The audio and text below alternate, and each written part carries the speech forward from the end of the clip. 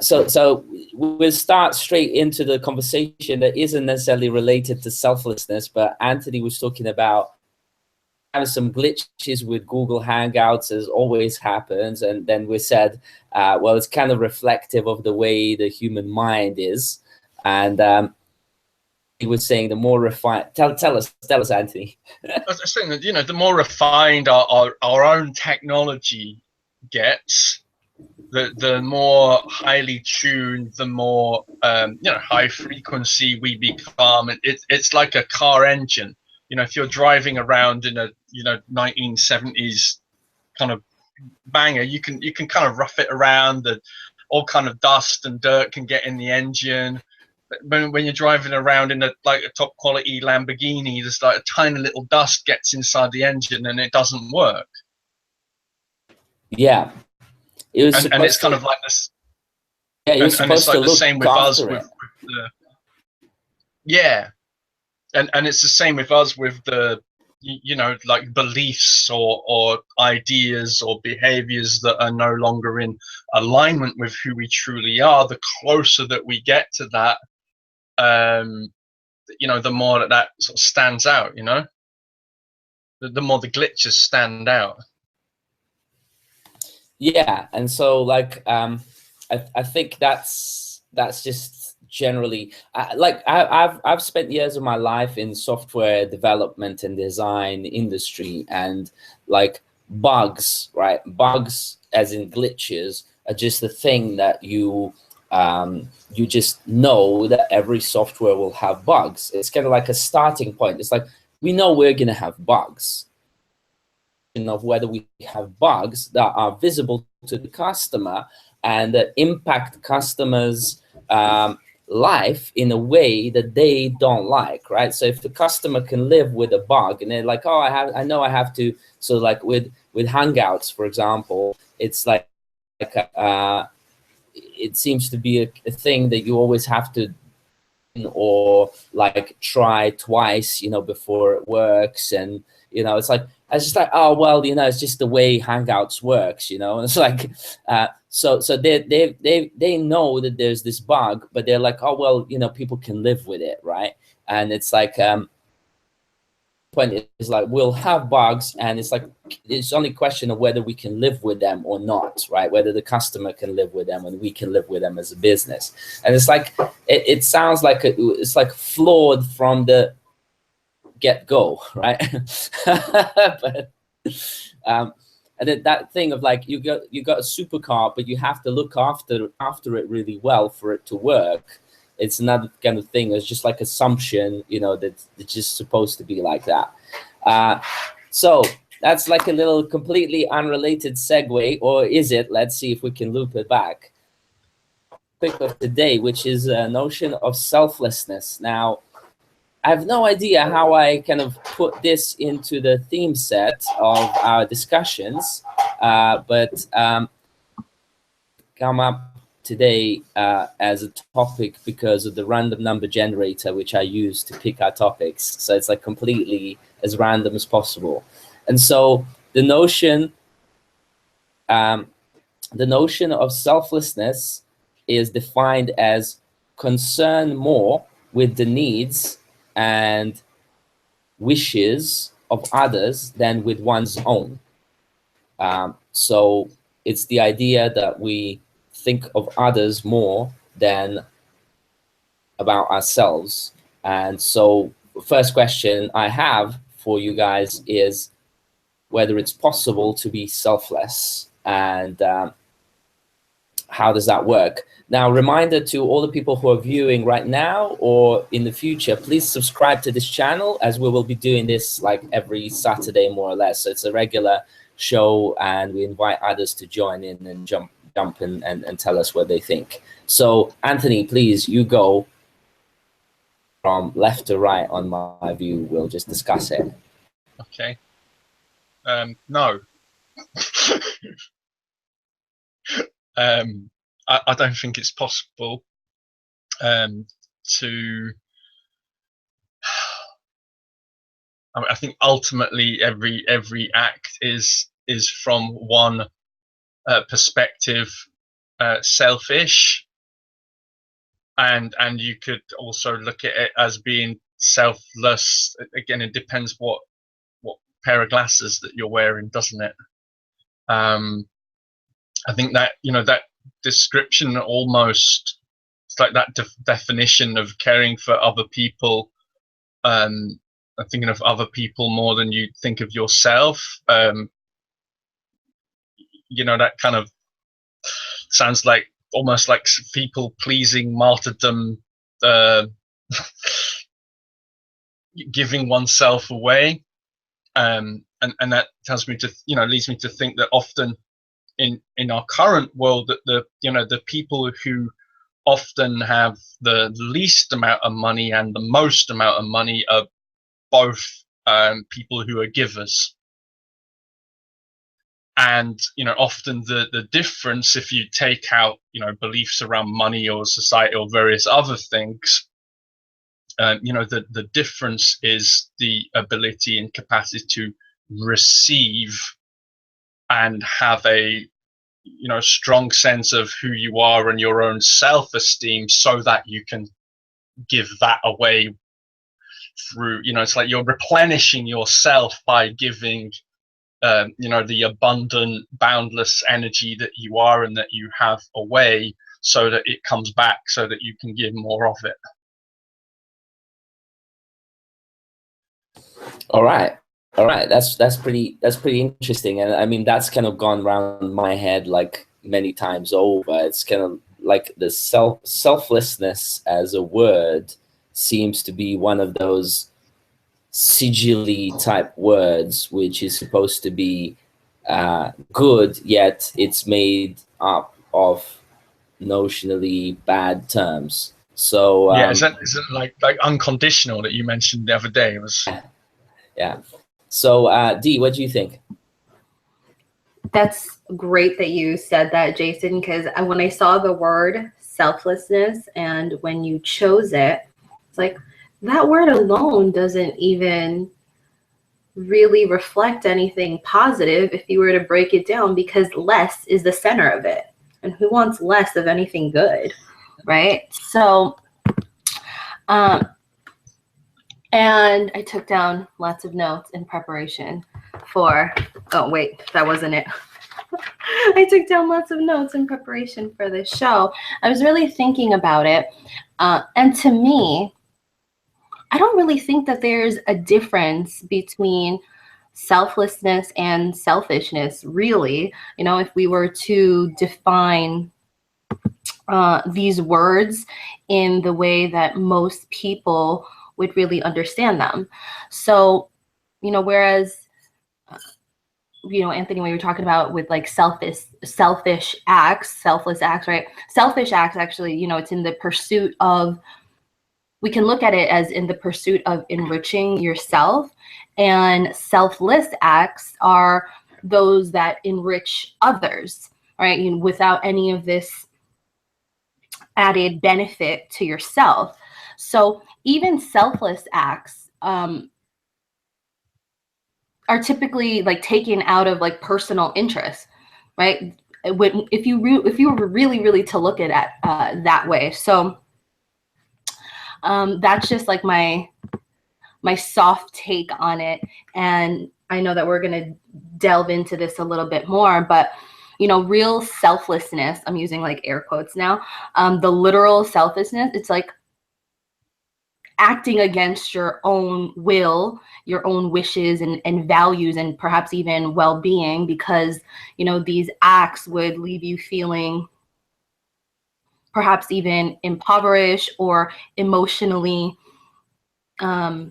not well off emotionally. So you'd be like less happy, less valuable, and it's not really what we should be advocating towards, you know? So it's like we shouldn't be advising one another to do things that actually take away from us and not feeling any better. So I don't know, it's like this act of, it's like this act of altruism, right? And you're like committed against your own will, and then you feel like zero satisfaction. So is it like, is it altruism? It's like, it's this like really invisible borderline.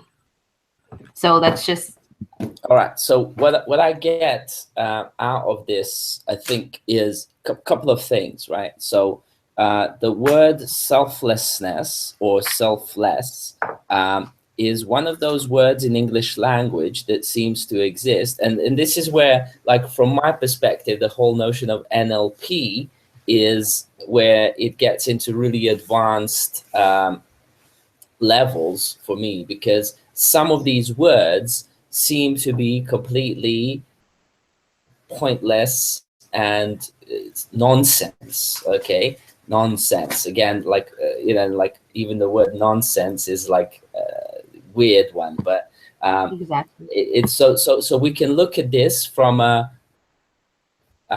we can look at this from a point of view of integral I. Okay, so if we look at like from that kind of I, we can say that selflessness is this notion of there isn't a self, as in a body or ego or this kind of definition of ourselves. It just is. So from that like integral point of view, selflessness sounds like a very powerful thing to be in the mode of. Dualist point of view, it's sort of like a negative term, because it's going against this notion of us working for our own personal interest first, and so in that respect, it seems like it doesn't make so much sense.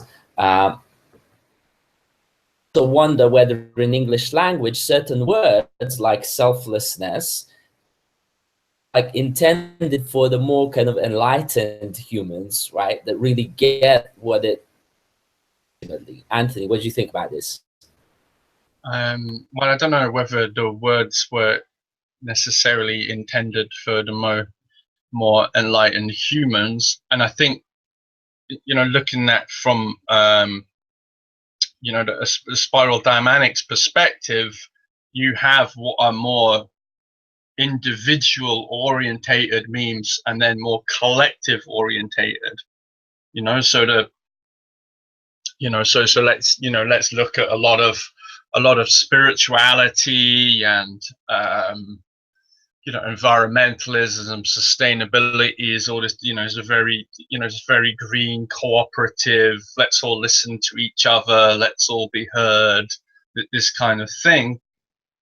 And then, and then some, at some point it breaks out and somebody goes like, yeah, but fuck that, we need to get shit done. Oh, and by the way, all this stuff that you're against and you're against and you're against, well, all you've got is another perspective in a world of many, many perspectives, and all the stuff that you're actually, often the things that you're against, you're also behaving and you can't see that. So I guess, selfish or selfless, makes sense within these social environmental frames. And again, I think it is also like, to some extent, like, unconditional selfishness. It's like trying to put a label on the ineffable. And that, like, even the English word, non-duality, because it comes from Advaita, with not two, because you can't, as soon as you say what it is, it's not that. And it's this attempt to put what cannot be ever put into words. So yeah, words are symbols and they represent something that they are not, because they're like means to get to that meaning. Dee, what do you think about what I said?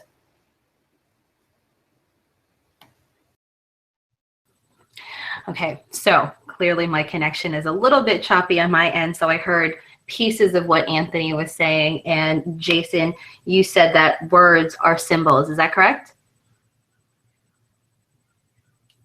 Yeah, that's correct. Yeah, so words are symbols and they represent the meaning of what they are not. So when I say selflessness, that's a symbol, but it represents something that needs to then be derived by the mind. So often the time we're using words that we have no idea what they mean, and we think that they represent certain things, may have been intended to represent completely a different thing, or sometimes opposite. So in this case, like selflessness is, as I go again over the definition, concern more with the needs and wishes of others than with one's own. Now, that it's like, well, if I'm selfless, what I think of the word selfless, it means there is no me, of being concerned with the needs of others. Mind. So it's like, who defines what the word means, and who's like, what does it actually, and what do we get out of it, really?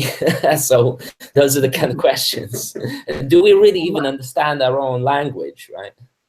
And I think it comes from, do we understand our own language, but do we even understand our own selves, right? Because if we don't have that strong self-awareness, then we really won't be able to decipher what is selflessness and what is selfishness, because there's so much confusion around it, right? So, and if I were to put it in like tangible experiences, it's like, again, I'm going to highlight that notion of altruism, of doing something to benefit another person without expecting anything in return. So, at the very least, when we do these like good deeds, we expect to feel good about ourselves, right? And to avoid like these negative feelings like guilt or shame.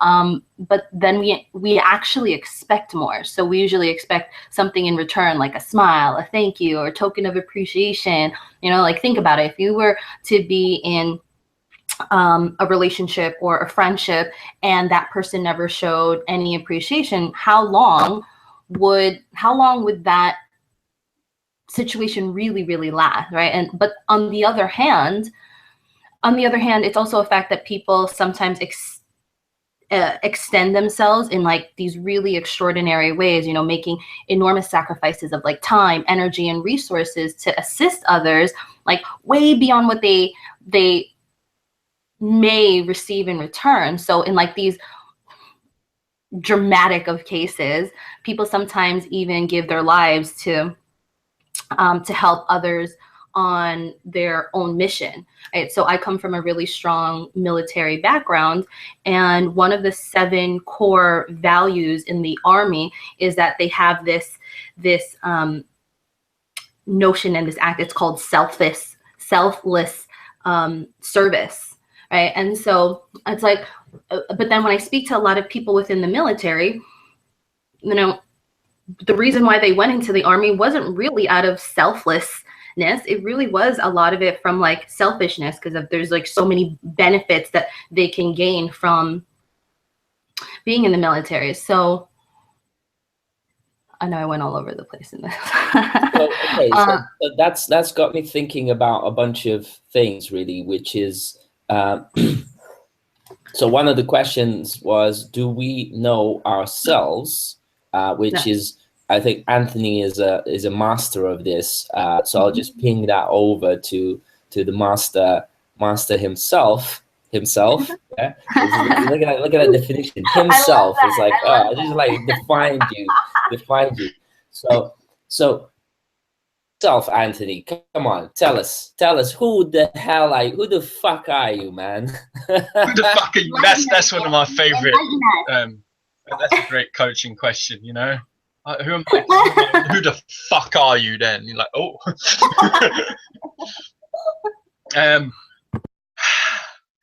Can you ever say? Because let's look at it. How does one define oneself? And I think one of the issues that we have in our society at the moment is that, you know, it's kind of like this nouning culture. You know, I am this, and then this is a fixed image that perpetuates.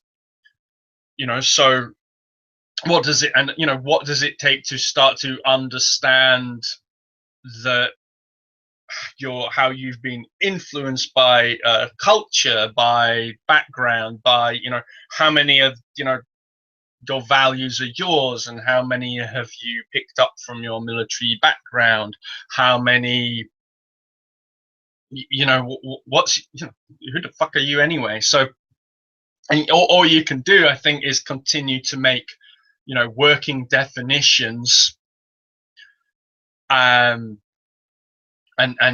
see how they are, you know, like kind of roles and masks and ideas that we temporarily wear in order to give definition, so that we can show up in a clear way and articulate a sense of ourselves.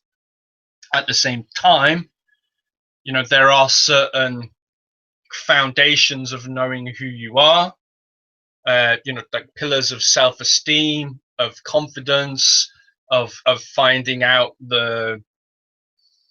what you love to do. So what fulfills you in a way that is your kind of gift to yourself and the world. And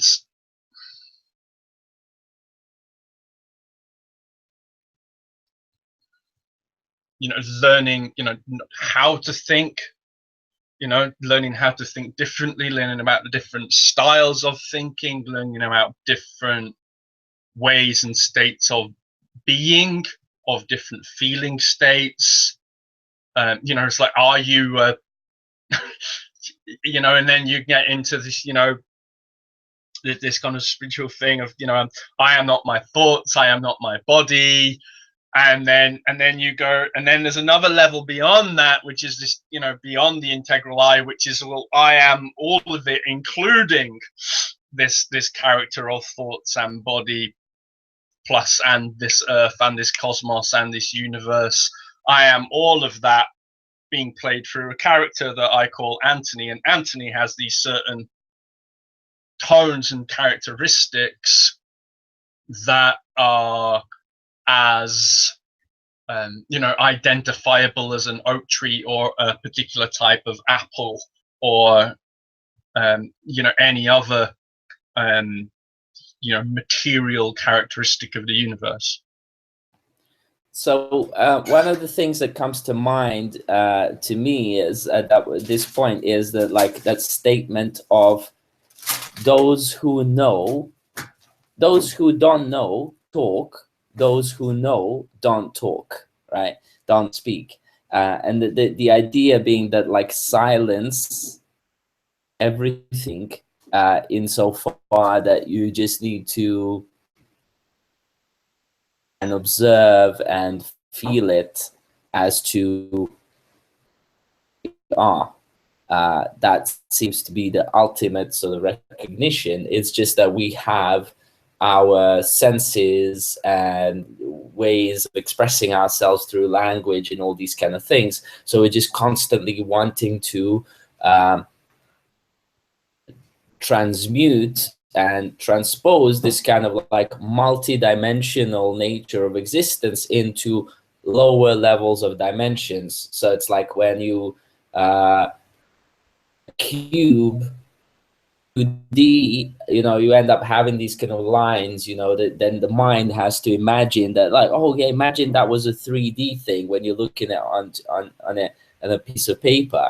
It's like, imagine that was a 3D, and it's like, and you would even say, oh, it's so cool, like 3D, and it's not 3D, it's 2D on a piece of paper, but your mind is interpreting it. And it's like, here it's like when you just kind of sit silently at it all, but as soon as you start describing it, reality is lost, and then it becomes more and more nonsense.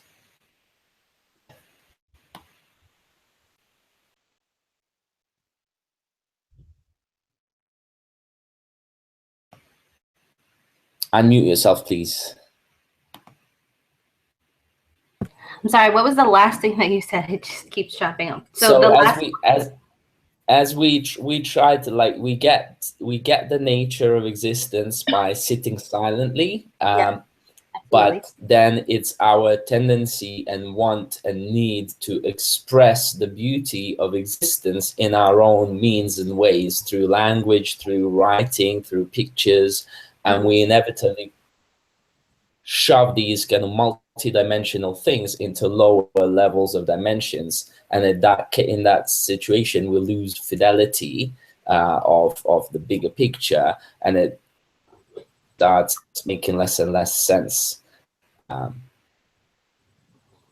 So, I never used to look at the world in, okay, this is going to be in 2D, 3D, 4D, HD, VR, right? So I never looked at it that way. But what has been interesting for me over the last, just even this year, is seeing the different levels of the way people communicate, the way that they deliver, and the way that they express. And I realized that because we live in such a noisy world, right? Like, even in our own personal space and environment, it can be completely destructive and uncreative. And so it, like, we lose focus, and we really lose sight of, what the absolute meaning and the core value of anything is. And I think it just ties back into what I had posed earlier with, do we really know ourselves, right? And are we standing firm in that truth? Do we have that self-awareness? So and I think it's always an interesting exercise to go from 2D and then working your way up to 3D and then 4D. So it's we're always going to find those challenges and struggles when you're operating at such a multi-dimensional and high level capacity, and then having to water it all down for other people, when really what you want to do is just pull them up and just elevate them, rather than having them keep you anchored and pulling you back down to these lower frequencies. So for me, like, okay, so to tie this all up, it's like, what we really want is like selfish acts that benefits everyone, that benefits others. And that's the way that I think about business, entrepreneurship, right? And like, so that selfish act that's benefiting everyone around us, that's really like the holy grail. So it enriches us while it's simultaneously enriching others. So if we're operating at this very high level, we want to be able to enrich others that may not necessarily understand or even self-aware, right? And so this leads to overall win-win situations, win-win relationships, and ultimately making everyone better off. And it just comes back down to that whole concept of oneness, right? And so and that act alone and that way of thinking will allow us to help the maximum number of people. And if every single act that we were doing is facilitating ways to help others, it's one of those repeatable things that you can keep doing over and over again. And then that is a snowball effect where those people will then be able to do that as well. All right, so you use the word realize, which I'm continuously more and more fascinated by, because Anthony, get ready for like a little challenge to you. So the word realize seems to break down into real eyes, but eyes, English language sounds like I, but multiple eyes, okay? Multiple ego selves, like the Russian dolls of existence, right? That kind of spiral dynamics of human existence. So for us to realize ourselves, that's the question, right? And then make us to, and I'm trying to wrap this up. I think this is time to kind of, because I think there's only so much we can milk out of this one, but I'm trying to wrap it up and look back. That what does it take for us to realize and then become selfless, to let go of that, to really then gain the ultimate state of, that's the question to you, Anthony and Dee, and I don't think I'm even going to attempt to like answer that. So I missed it. The ultimate state of what? I didn't. The ultimate state of omnipresence or omnipotence or those kind of words.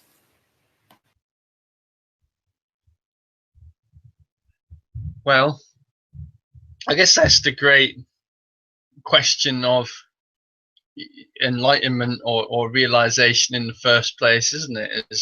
Is what is it that all the kind of attention and energy and effort goes into realizing?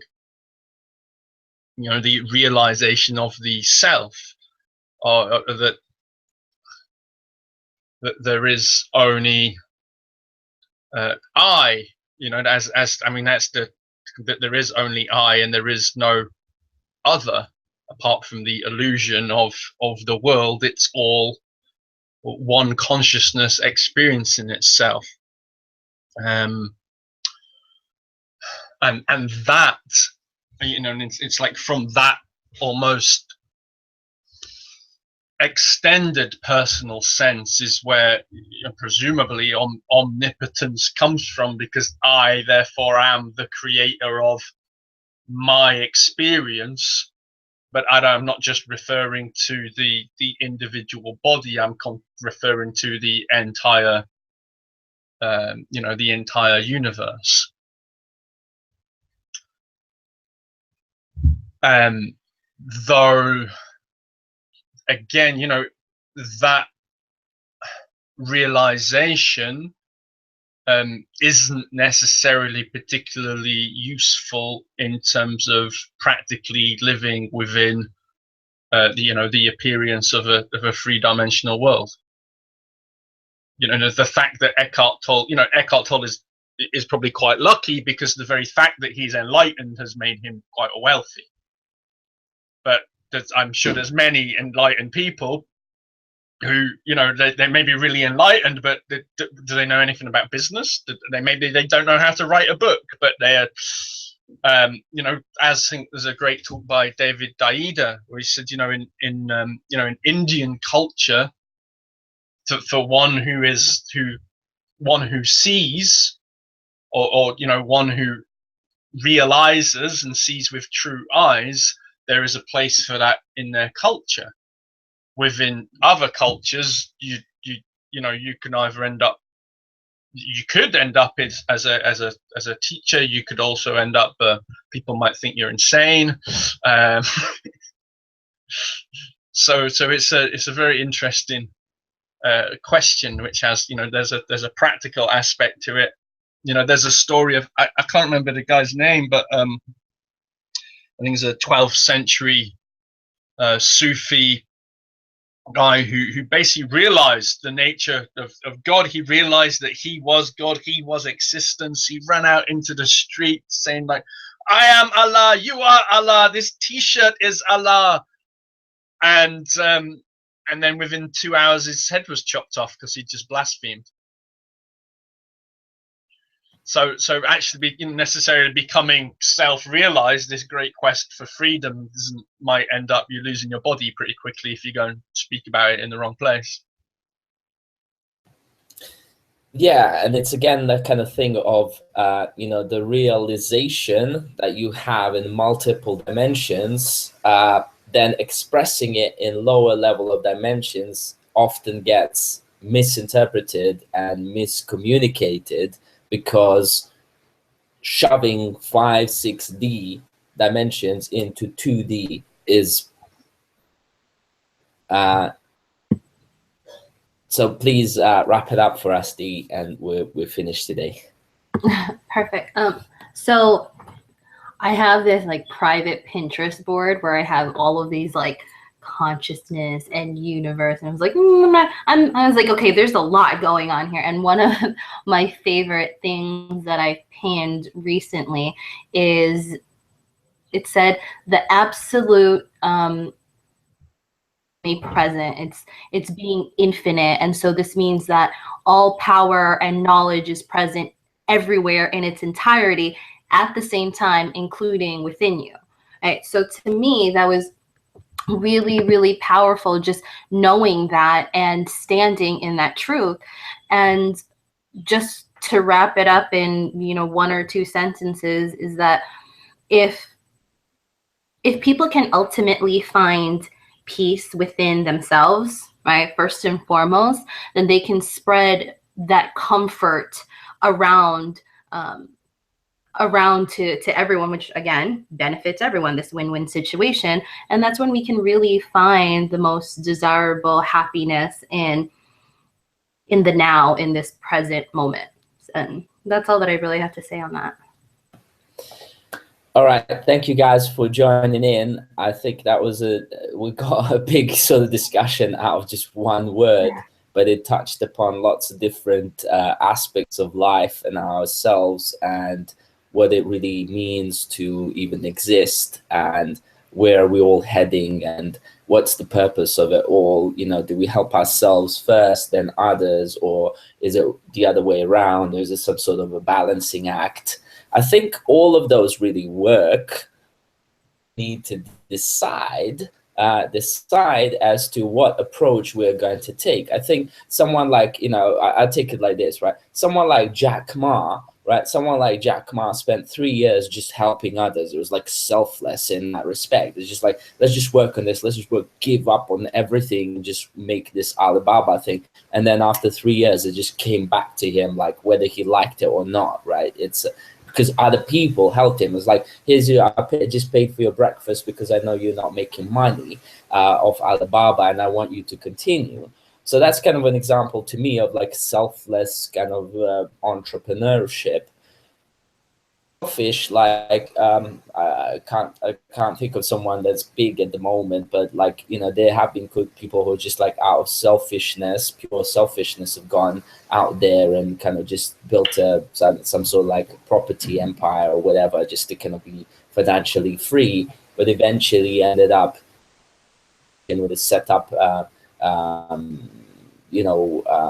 charities and so on. Maybe in many respects, like someone like Tony Robbins, right, ended up doing things out of because he hit the kind of rock bottom, and it was like, okay, I'm going to help myself, you know, lose weight, whatever it was. It was just like in a desperate situation. Maybe selfish kind of help oneself and then others. And then the balancing way would be the one where it's like, okay, I want to marry up my sort of aims and objectives for myself with other people's, and get that balance, sort of yin yang thing, and not get beheaded in the process. Sort of get some sort of balance. And I think of like, you know, past prophets that, you know, gone through various kind of negotiation processes to say, okay, look, let's do it like this, you know, and understand that you lot are a tribe like this and you lot a tribe like that. Let's kind of find commonalities here and get a peace treaty, you know, that kind of unifies us in some sort of brotherhood and so on, at least to kind of get us to the next stage down the line. So I think maybe each one of those can work. Persist in that kind of persistently consistent to make it work and stick through. Yeah. That's my wraparound. So maybe selflessness works. It's just that us lot, we're just not really kind of geared that way. Thank you so much, guys, and enjoy your weekend. See you next week. Bye. Bye. Bye.